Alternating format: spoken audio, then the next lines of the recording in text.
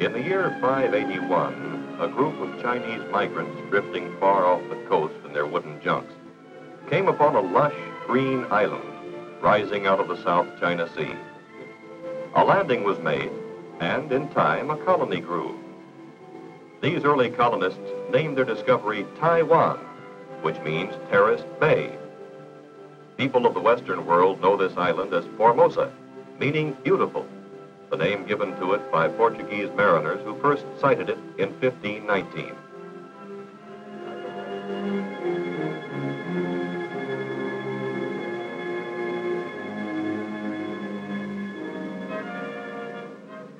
Lying like an emerald leaf in the vast eastern Pacific basin, Formosa, with its more than 10 million people, is about the size of our state of Maryland.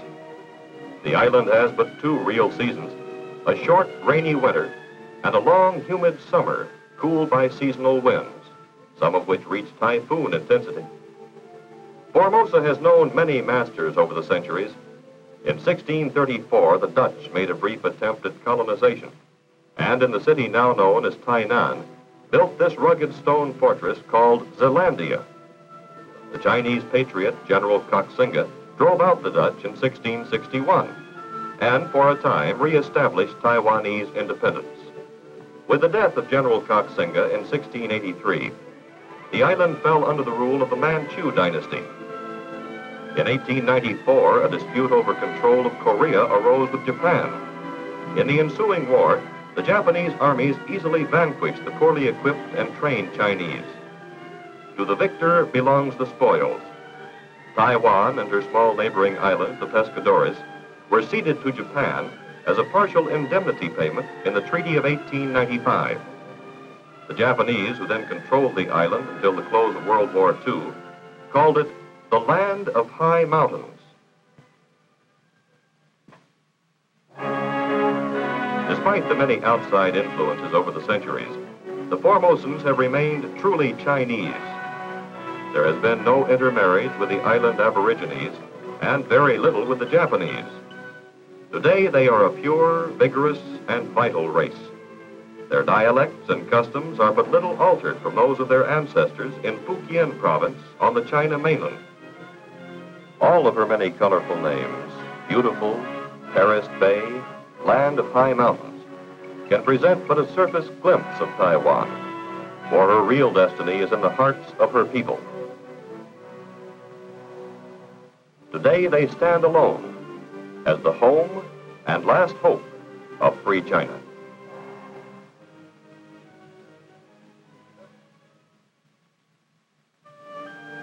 The backbone and lifeblood of Formosa is agriculture.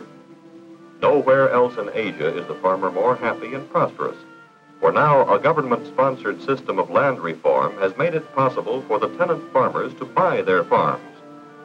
The landowners receive 70% of the value of the land in cash, the remainder in the form of stocks in government-owned industries.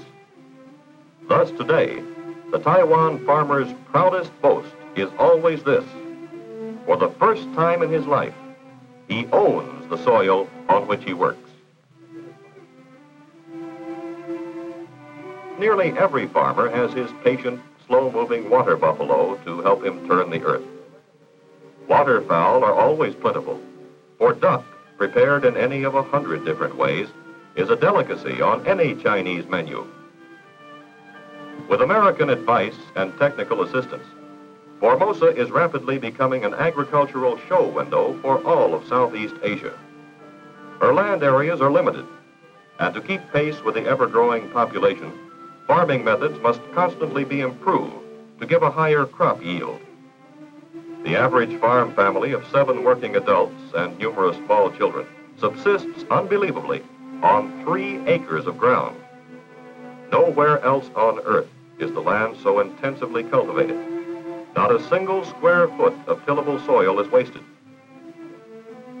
Rice, of course, is the staple food of the people and the nation's #1 crop.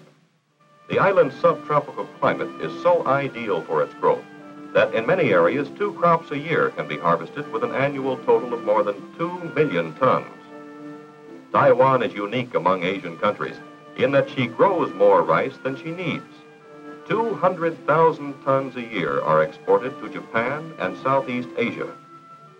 Rice needs, besides plenty of water, much back-breaking hand cultivation. There is a folk song popular among Asian people, the refrain of which goes, "Planting rice is never fun. Bend your back till setting sun."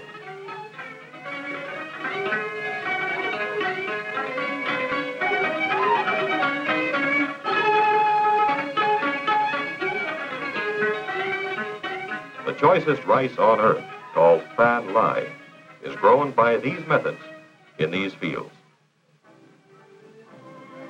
Taiwan cane sugar is known and used around the world.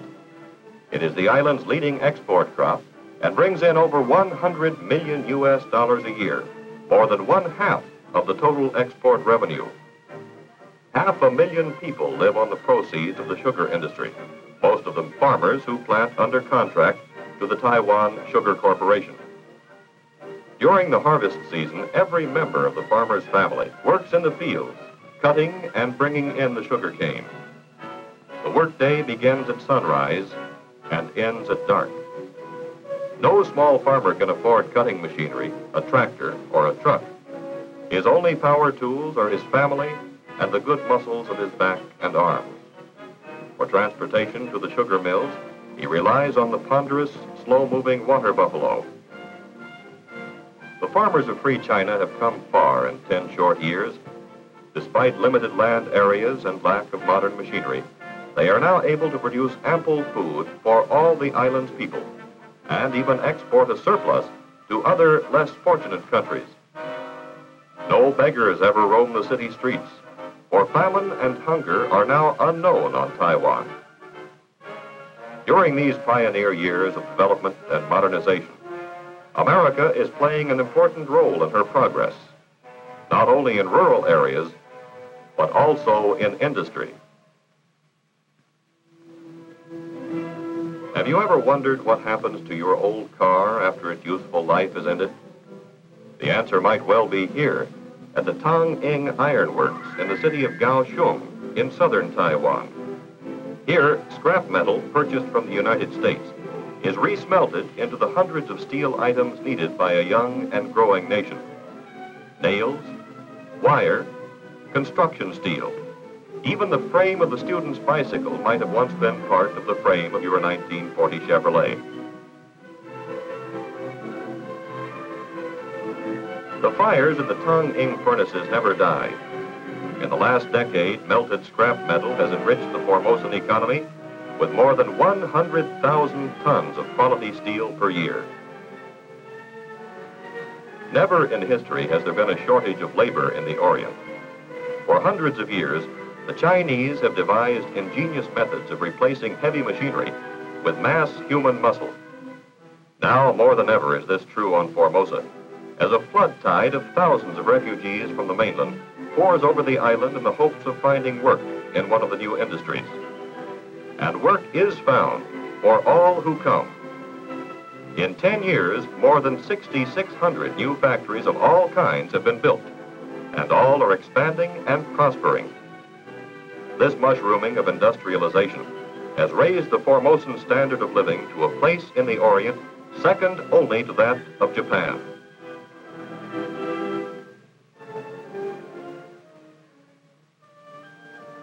Petroleum was discovered in Taiwan long before the first oil strike in Pennsylvania. Yet, for over 100 years, this priceless resource lay dormant and untapped. Even as late as 1947, only one small crude oil distillation plant was in operation. Today, the Chinese Petroleum Company operates 3 large distillation units, as well as the thermal cracking unit for the production of high-octane gasoline. Other units recover and refine the byproducts of petroleum once wasted. These include coal tar, asphalt, kerosene, mineral oil, and chemical dyes.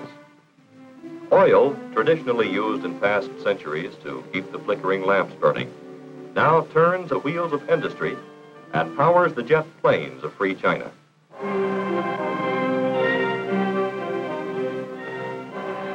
Nowhere is the Chinese workman's skill with his hands more evident than in Formosa's cottage industries.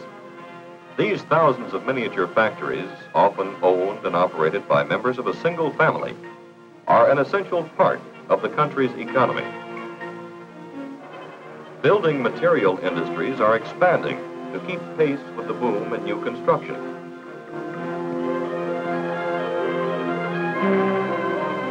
Brick factories dot the countryside, especially in the southern and central areas of the island. Here, women workers display the skill and strength of men as they move the heavy carts about. Wet bricks are first sun-dried on outdoor racks, then heat-cured in huge kilns.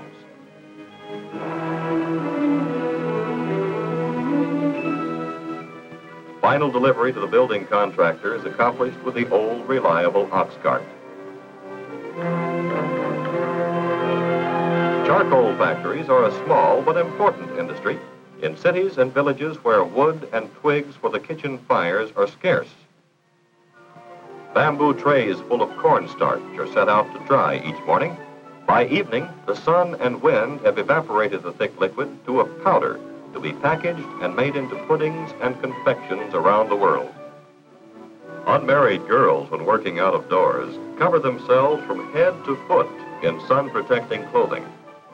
Only their smiling eyes show from beneath the woven bamboo coolie hats perched upon their closely wrapped heads. Homemade egg noodles drying on bamboo racks by the roadside may not tempt the appetite in this form, but when simmered together with freshly cut cabbage and a savory chicken broth, it's an outdoor cafeteria-style banquet for the children of Taiwan.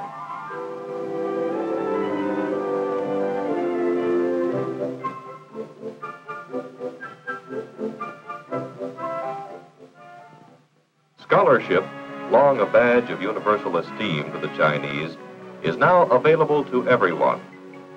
Gone forever are the feudal times when only the children of the rich could afford to be educated.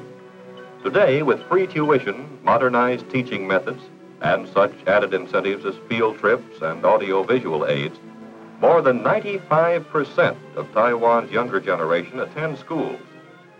Boys and girls in school uniforms love to visit historical landmarks, such as the museum, which houses relics of General Koxinga's reign.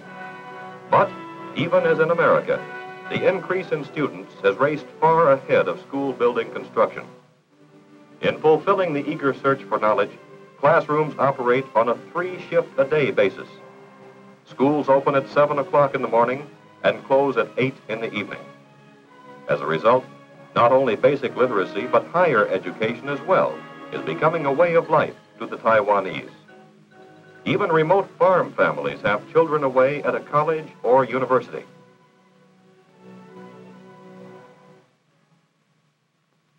Taiwan's birth rate is among the highest in the world, and the temple courtyards make fine playgrounds for the children.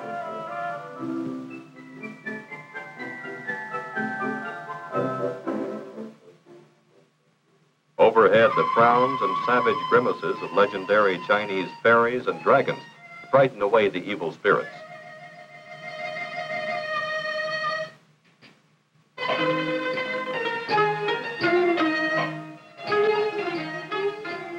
Taiwanese are followers of Buddhism, the greatest and gentlest of the many Oriental religions. Like numerous other forms of worship, Buddhism teaches that mankind's fate in the hereafter is influenced by his conduct while on earth. The veneration of idols, burning of incense, and the offering of sacrifices is a part of the daily life of every Taiwan Buddhist family. Replicas of the kitchen god and various other good luck charms are found in every native home. Christianity, however, is known and respected throughout the island, and missionary work is expanding. Mission schools and seminaries are teaching classes of native ministers to take over the work of bringing Christianity to their fellow men. Sunday morning services at the village church are well attended, for here on Taiwan, the people's right to worship the religion of their choice is one of the basic freedoms. A program of self-government, adopted from Dr. Sun Yat-sen's book, Principles of Democracy, was instituted on Taiwan in 1950. Local magistrates, councilmen, and assemblymen are elected every 2 years. Here, in this impressive building in Taipei, are headquartered both the provincial government of Taiwan and the central government of the Republic of China. Taipei, the capital and largest city of Taiwan, was founded by the Manchus, who, in approved Chinese fashion of the times, promptly built a wall around it. During Japan's 50 years of rule, however, the wall was largely destroyed, and only the south gate now stands as a memento of days long past. At the center of town, broad, tree-shaded avenues with multiple traffic lanes reflect Western influence, in stark contrast to the narrow, winding, cobblestone streets of ancient China.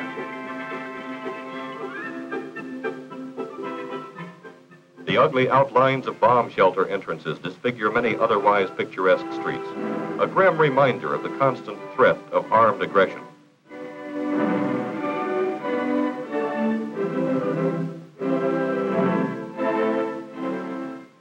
Motion pictures from the United States, Japan, and Hong Kong are shown throughout the island in more than 500 theaters. On the site of an abandoned Shinto shrine in Taipei stands the Grand Hotel, built by the Taiwan provincial government. Brilliantly lacquered columns and many tiered pagoda-style roofs, reminiscent of Peking's Forbidden City, surround the Golden Dragon Wing. Here, the visiting dignitary or diplomat may enjoy all the comforts of home, wherever his home might be, including a gourmet's choice of fine Oriental and Western foods. Kipling once wrote, "Never the twain shall meet." But here on Taiwan, the traditions and customs of West and East blend into a harmonious and tranquil way of life.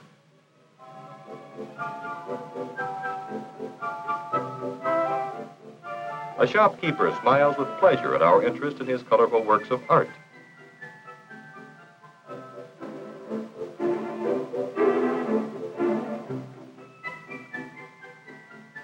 An open-air restaurant.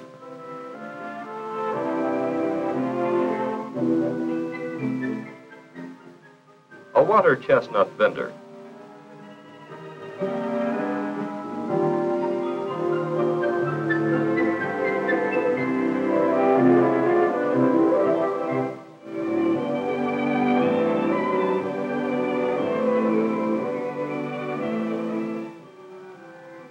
All lend the atmosphere and enchantment of ancient China. Across the street, the new Station Hotel entertains travelers from around the world with modern Western-style hospitality.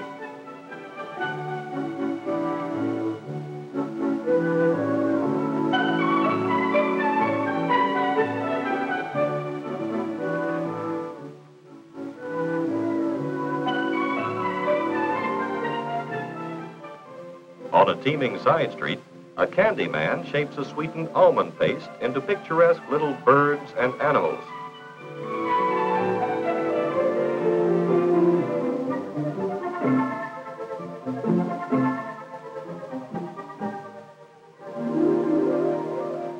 His wares, sold for only a few cents each, are admired for a time, then eaten in sticky enjoyment.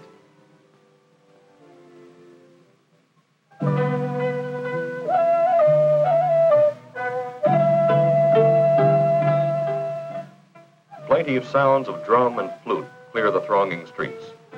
Led by a juggler, musicians, and many scrolls of tribute and elaborate flower pieces, a funeral procession passes by.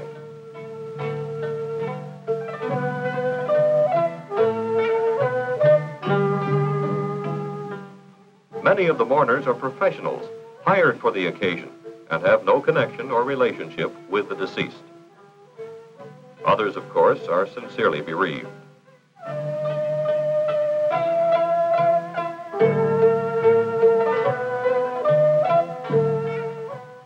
With features hidden by a sackcloth covering, the chief mourners hold on to a length of muslin to avoid going astray, for the procession must wind through many miles of city streets and country roads on the way to the gravesite.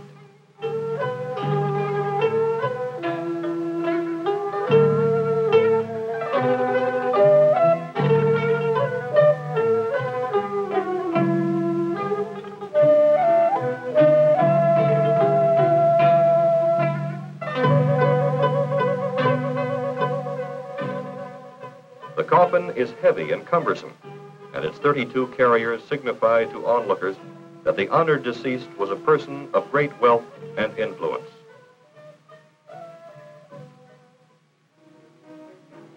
Public transportation is plentiful and cheap on Taiwan. A network of highways, railroads, and civil airlines offers fast and reliable service to all parts of the island. The Taiwan Provincial Railway operates 675 trains, carrying a daily total of some 300,000 passengers and 50,000 tons of freight. To handle the constantly increasing flow of traffic, the provincial government is rebuilding roadbeds, highways, and bridges, and improving equipment and station facilities. Demand for bus travel has increased tenfold in the last decade, as construction of new roads brings national parks and recreation areas within easy reach of a travel-hungry public.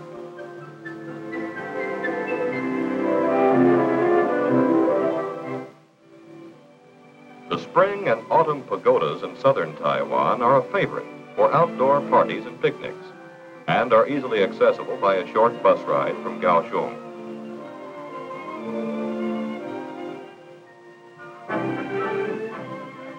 During the last 2 years, the 120-mile east-west highway has been completed, joining the China Sea to the Pacific Ocean. This sky-high roadway crosses the towering 10,000-foot passes of the Central Mountain Range and winds its snaky trail through Taroko Gorge, comparable in scenic splendor to California's Yosemite.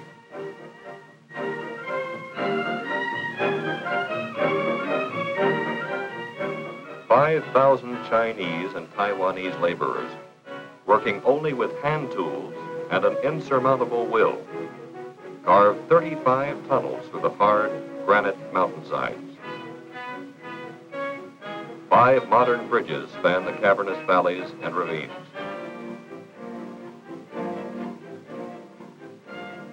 Millions of dollars in natural resources, formerly inaccessible, are now within reach. New and untapped industrial power from the Great Lakes of the region. The hardwood forests and rich grazing areas of the highlands. The fertile black soil of the lowlands, waiting only for the farmer's plow. The door is open. The sacrifices have been made. Work for Taiwan, though you dream of the mainland, was the slogan of those who built the road, and are the words inscribed on the monument in memory of the men who gave their lives to make this dream a reality. The 20th century is the beginning of many things, not only of atoms and space travel, but more important, of a worldwide renaissance in the field of human relations. Here on this island, Americans have the opportunity and the privilege to participate in the most noble of all mankind's endeavors, to provide leadership and assistance to a young nation struggling toward self-sufficiency in a free world. For today, Taiwan is again on the way to becoming China, but a China with a difference. The people of the island are united in a common resolve that they will not rest until they have fulfilled their destiny, the restoration of human dignity and the establishment of their rightful place in the world's family of free nations.